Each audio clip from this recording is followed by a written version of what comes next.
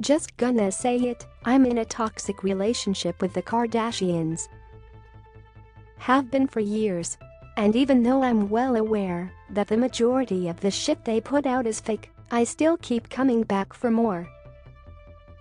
But after their most recent of many scandals, aka the breakup of Kim Kardashian and Pete Davidson, I must admit I'm feeling the love that I have for them slip away a little. Following the news that the couple had split after 9 months together, a bunch of insiders have claimed that the relationship was basically a big ol' PR stunt for their reality show The Kardashians. Yep, that sweet but unexpected relationship that we've been fawning over for the last 9 months was apparently just a storyline cooked up in the Kardashian laboratory. It certainly wouldn't be the first time. Never forget the rumors that Kris Humphries auditioned to be Kim K's husband, but still, I feel like such a fool for watching on with love heart-shaped eyes. Kim Kardashian and Pete Davidson legit deserve an award for their magnificent acting. Credit Instagram. How do we know this? As usual, insiders close to the situation have spilled the tea to Dukesmoy. Which means we should most definitely take it with a grain of salt, but still, there's an awful lot of evidence. Shortly after the breakup news went live, someone claiming to be related to an employee at Hulu, the network that houses the Kardashians, told Dukesmoy that Kim's trip to Australia was purely for the show.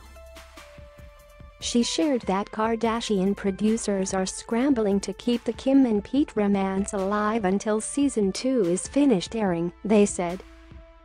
According to the insider, production didn't get enough content for the show when Kim visited Pete in June, so Kim took another trip to see him. The trip was assumed to reignite their feelings and get some sexy moments between the two, but it was obvious to everyone there's only tension, they continued. Apparently the two had hardly spoken in weeks and Pete was annoyed by Kim's attempts to flirt in Queensland. Yikes. And now the latest spot of tea is that Pete actually ended it with Kim because he was sick of the fakeness that came with dating her. The word is that Pete did the dumping and he's actually been trying to end it for a little while now, the source said. He never thought it would be a super long-term ultra-serious thing and was getting irritated with Kris Jenner's spin, making it seem like they were soulmates. He tried ending it a few weeks ago, then Kris sent Kim down to Australia to keep up appearances for the sake of the show, which he really didn't like and felt was so forced and contrived. They added that the final straw was his appearance in the season 2 trailer of The Kardashians, which he didn't expect to get used again and again, and he was irritated that it makes their romance seem like the centerpiece of season 2, when in fact he's barely on camera because he refused to be on camera. This also reminds me of the fact that the Kardashians had us bawling our eyes out when they announced they were ending their series, only to then move to another network and create an identical show. They really fooled us into believing that they were leaving our screens for good. I should send Kris Jenner my therapy bills for playing with my emotions like that. It's as if they have no respect for their audience and just think we'll eat up any pile of bullshit they feed us. Because, unfortunately, that's what we've been doing for years. But now that I'm more aware of how contrived their entire public persona is, I'm starting to resent them quite a bit. Since the time the Kardashians started, basically the only shit going on in their lives has been controversial. From Astroworld to allegations that they've been faking their billionaire status. They purposely withheld the controversies from filming, which I find really shitty because A, it means the show isn't an accurate depiction of their lives, and B, their reality show would be the perfect platform to actually apologize and show some accountability. But nope. They've pulled the wool over our eyes once again.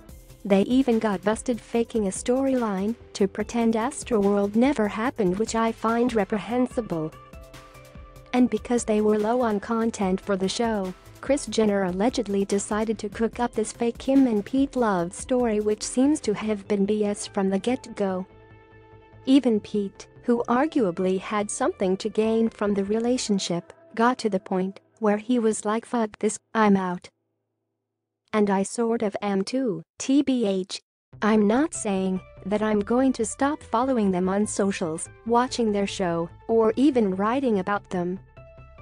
Because there's no denying that they're an important part of the current pop culture zeitgeist. But I certainly won't be allowing myself to become fully invested in the narratives they spin, because let's face it, a lot of the times they're just that, fictional narratives. Madi Gallia is the senior entertainment editor at Pedestrian TV, as well as our resident astrologer who pens our weekly horoscope series, Your Horos Are Here. He also tweets about pop culture and astrology and posts spicy content on Instagram.